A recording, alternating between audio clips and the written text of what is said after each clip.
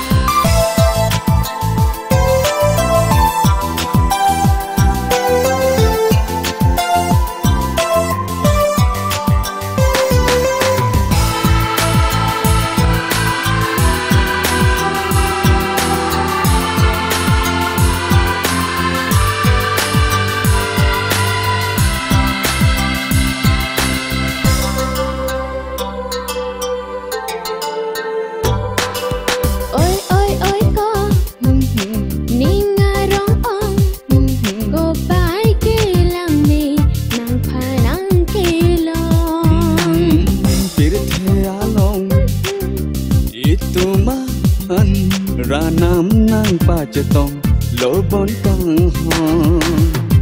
jaho lang tha la sining ang song manai atur khelan ba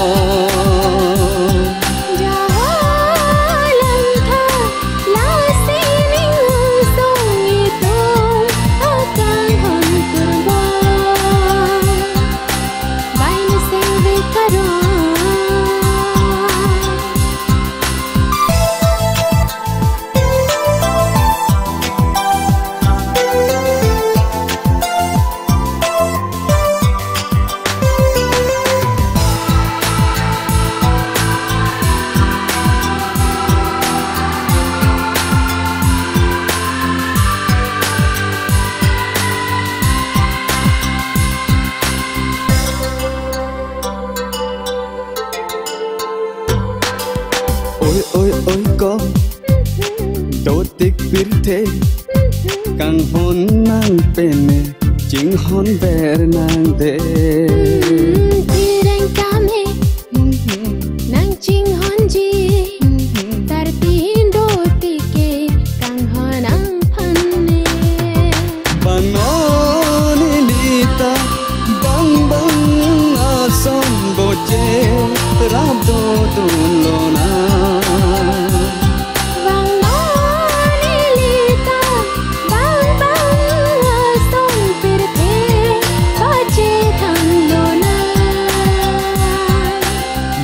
sing be karong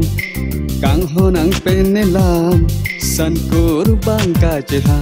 kar julong sing kang sa baine sing be karong kang honang penelan san kurbang ka jethan kar julong